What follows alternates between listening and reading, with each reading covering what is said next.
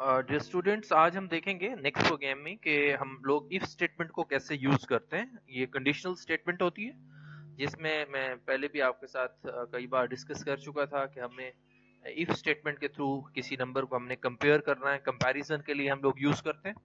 इस प्रोग्राम में मैंने दो वेरिएबल्स लिए हैं जिसका नाम ए और बी है। इसको मैंने स्कैन कराया है। स्कैन कराने के बाद मैंने यहाँ पर कंपेयर कराया ए और बी को।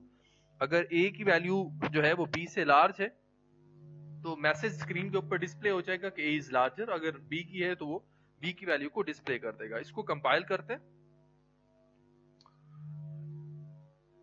इस वक्त फेज कंपाइलेशन का।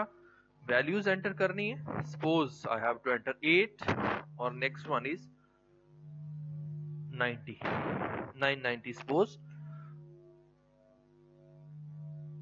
B is larger than A आपकी स्क्रीन के ऊपर आपको नजर आ रहा है। तो 990 बी की वैल्यू है विच इज मैक्सिमम देन ए। तो हम लोग कहते हैं कि ये जो है प्रोग्राम आपका इस तरह से एग्जीक्यूट होता है।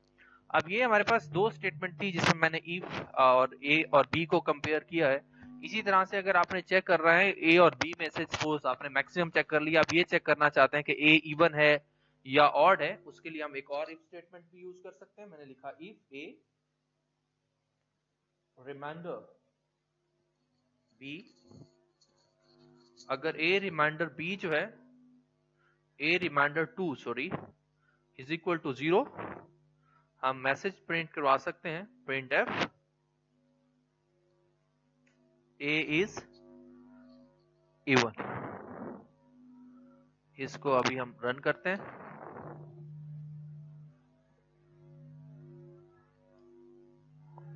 हमने 8 वैल्यू एंटर की पहले वेरिएबल के लिए, फिर हमने 9 एंटर किया दूसरी वैल्यूज के लिए। तो नीचे आ रहा है ए इज इवन, क्योंकि ए जो है 8 की जो वैल्यू है वो ए है, तो ए इज इवन जो है वो आपको डिस्प्ले हो रहा है।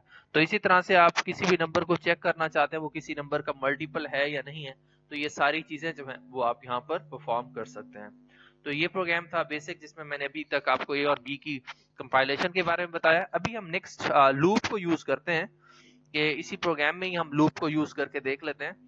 चले मैं ये चीजें जो है वो रिमूव कर देता हूँ। अब हमने यूज करना है लूप को, कि हम लूप को कैसे यूज कर सकते हैं। मेरे पास सपोज एक वेरिएबल है एन लूप के लिए, और मैंने यहाँ पर फॉर लूप यूज की। मैंने लिखा n is equal to 1, n next one is हमने कंडीशन अप्लाई करनी है लेस देन और इक्वल टू 10, और next one is n plus plus. और अब मैं इन वैल्यूज को प्रिंट करना चाहता हूँ। I have to print F, और फिर मैं क्या करूँगा, सपोज ये इंटीजर है तो आप फॉर्मेट स्पेसिफाई देंगे %d और n, मीन n की वैल्यू जो है वो प्रिंट हो जाए। तो ये 1 से लेकर 10 तक आपके नंबर जो हैं वो प्रिंट होने चाहिए। Let's try. हम इसको रन करते हैं। जब हम रन करते हैं तो आप देख सकते हैं 1 2 3 4 5 6 7 8 9 10 तक की जो वैल्यूज हैं वो आपको स्क्रीन के ऊपर नजर आ रही हैं। कुछ कंपाइलेशन के लिए ये माइनस का साइन आ रहा है, ये एक एरर है क्योंकि n को मैंने माइनस यहाँ से पुट कर दिया था। अब ये ऐसा नहीं होगा। दोबारा कंपाइल करते हैं। लेट्स सी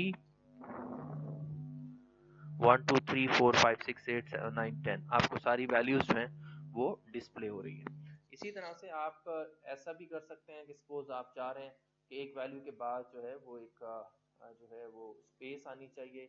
जस्ट आप यहाँ पर क्या करें, एक स्पेस प्रिंट करा दें। और क्योंकि आपके पास मल्टीपल स्पेस हैं तो इनकी हमें लिमिट सेट करनी पड़ेगी। मैंने लिमिट सेट कर दी है। लिमिट सेट करने के बाद अब हम दोबारा कंपाइल करेंगे तो आपकी वैल्यूज जो है वो एक गैप के साथ जो है वो प्रिंट हो जाएंगी। 1 2 3 4 5 6 7 8 9 10 आप देख सकते हैं ये स्पेस मैंने एक्चुअली यहाँ पर जो है वो स्पेस रन कर दी थी। इसी तरह से अगर आप चाहते हैं कि हर वैल्यू जो है वो न्यू लाइन के ऊपर आनी चाहिए, उसके लिए आप स्पेशल स्कैप सीक्वेंस यूज करते हैं। सपोज \n न्यू लाइन के लिए आप इसे दोबारा से रन करेंगे। अब हमारी वैल्यूज जो है वो लाइन बाय लाइन जो है वो आपको शो होनी चाहिए। ये देख सकते हैं 1 2 3 4 5 6 7 8 9 10 आपको स्क्रीन के ऊपर इस तरह से आउटपुट कंसोल के ऊपर आपको नजर आ रही है। ये आप डिफरेंट फॉर्मेट स्पेसिफायर जो है वो भी आप इसमें यूज कर सकते हैं। अब लूप को भी इस तरह से आप यूज करते हैं। ये मैंने आपको फॉर लूप का सिंटैक्स बताया।